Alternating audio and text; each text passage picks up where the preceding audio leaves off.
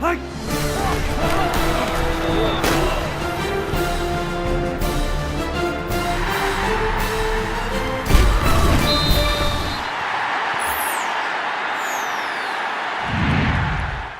dominant you guys were against Tech coming down the home stretch here. How nice is that to know that you played just a full game of dominance these last few games? Well, offensively, everybody has, we've been at the top in the country throughout the year, and then defense has been up and down, and there's been a lot of talk about it. But they went out and played really well, and they ran to the football and they tackled well, and they kind of rallied as a group. And I think sometimes when you have a really special season, you have to have those areas. You have to have big name guys that can make a lot of plays, and then you have to have a certain group of guys that are just willing to do whatever it takes to be successful. And you got to kind of mix all that together. And so we were good in the kicking game. Quinn was really good for us, and the other areas we were just on a roll. And that needs to continue on. I mean, they need to practice tomorrow and have the same thought process as what they had when we went into Lubbock. Where's that defensive performance ranked among the last couple of years? Is it? Well, it was as good, and it's really unfair because you hear people talk about going into the game that it's going to be I don't know if anybody used the term shootout, but Tech's went up and down the field on everybody. There's been times in the last 3 or 4 weeks that they've struggled inside the 15-yard line, but they've not had any problem between the 20s. And so then our guys played very well and had a big day, and then people say that Tech's not as good on offense as what everybody thought. So I told our guys, I said, hey, you just that's why you can only worry about yourselves and not worry about what anybody else thinks. But to answer your question, it was as good a performance on the road by a defense as we've had here since we went up and beat Missouri. When we played them, I don't even know what year that was. Yeah, and when we played them, I don't think they had a 3 and out all year. I don't even think they'd been 3 plays and out as an offense, and I think we hit them for maybe 4 or something like that. I don't know, 3 or 4 of them in the game, and that was a really good performance versus a very, very good offense. 2 picks too. Yeah, 2 picks. So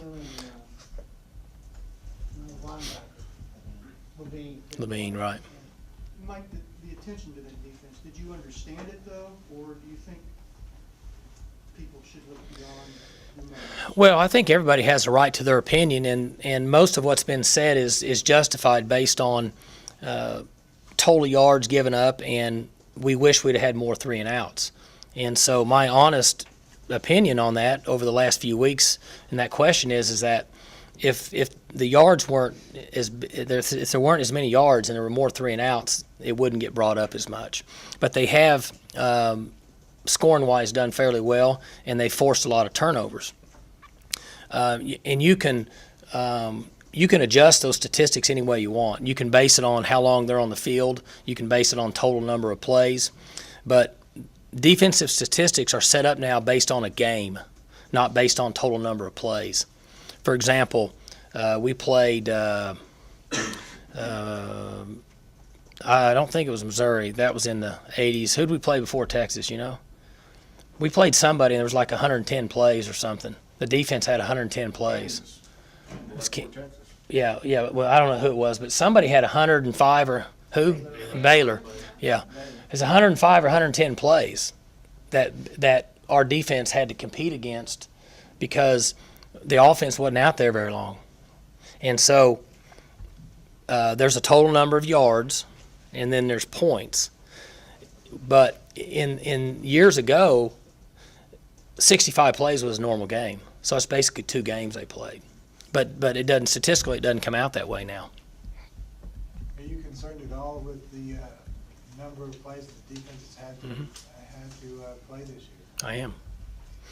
We're doing what we can to make up for that in practice, to make sure that they're a little bit over the chart of where we have a chart for what we think is effective in practice and games, and when somebody gets over that in a game, then you got to find a way to get back down to what we think is allows them to be effective on game day, and they're over that right now, and the offense is under it. And so we're trying to find a way to make up for that. We've adjusted what we do in practice running. We've adjusted some practice time to try to get them back on that even keel to keep them fresh for the duration of the season. Mike, Quinn Sharp twice kicked the ball out of the end zone against the wind. How far can he just kick a ball? Well, he can kick it a long ways. Kick it. How And far will it go? he can kick it a long way. You'd have to ask him. I don't know, but honestly, what happened there? These people that sell those books on the mind over matter, I think he thought the wind was behind him every time. And so when he kicked the ball, I mean, he drilled the ball, and twice, I know for a fact it was in the wind, and the balls weren't elevated like a normal kick, but they went, I think one of them went through the goalpost. So mentally, I think he thought the wind was blowing behind him the entire time because he really kicked well for us. What kind of weapon has he been just on his kickoffs? How much of a difference maker is he? Big time. I mean, he's really big in the game, in the kicking game. We've had a couple 3 returns against us, and when they brought it out, they were 4 or 5 or 6 yards deep. And then there's other times they tried to bring it out, and we hit him inside the 20. And his statistic in our kickoff coverage unit, okay, we talk about defensive statistics. And somebody in here is smart enough to rewrite this book, I know, but I'm not smart enough to do it.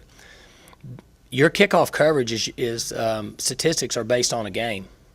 Well, we have to cover a lot of kicks. And so there's X number of yards on a return, and if you look at the total, if you look at the starting position of most of our kickoff coverage, the other team starting, where they start on the field, is pretty good. But if you just look at, okay, we had one against Kansas State, one against Texas, every once in a while somebody will get a pretty good return against us. I don't know how many kickoffs we've had, but somebody probably has that number. A lot. We've had a lot of them. So, I can confirm a lot. yeah, there's been a lot of kickoffs. So what I'm saying is it's interesting that it gets brought up, but after we played about 5 games, we had, and I'm just throwing this out there, we had covered as many kickoffs as most people would cover in a year in 5 games. I'm just saying, Kevin, is that pretty close? You can disagree with me if you want. I know you're going, where are you going with this? But stick on the wall. But I'm going to say by our 5th game, we had probably covered as many kickoffs as most people would in a year. With Thanksgiving coming up next Thursday, just curious if you're a fan of the Thanksgiving feast and if you had a favorite food growing up. Well, Thanksgiving has always been my favorite holiday. It's right there with Christmas, but I've always enjoyed Thanksgiving because you can get together as a family and you can eat and you don't have to open gifts and stuff. You can just eat, and watch whatever you want to watch, but you don't have to go through all the other part of it. Now I know that's probably not a big with the kids, but as an adult, it's a great chance to get together and eat and just sit around and have a good time. Mike, according to Twitter, Kendall Hunter put a no-issue hat and shirt in Michael Crabtree's locker. How cool is it seeing you guys rep the school in the NFL? We sent it to him. Oh, really? We sent him all that gear. We boxed up for all of our NFL players. We put a lot of stuff in boxes and we send it all to him. And Kendall, it sounds like normal Kendall. Is probably wearing the same stuff he had when he played here, so he gave that away to Crabtree. But I hate that for Crabtree. But Kendall's a loyal Oklahoma State guy. He was back here on his open week, and I know yesterday he had 60-something yards, touchdown, and all that. He's doing very well. But he's been a really loyal Oklahoma State guy. We're proud of what he's been able to accomplish. Now, why do you hate it for Crabtree? He's had his day in the sun. Well, I know, but I hate that he had to look in his locker and see the Oklahoma State stuff. Just trying to be nice, really. Yeah, I was tired of watching him play against us, so I do agree with that. Yeah, no doubt. Everybody good? Good. All right.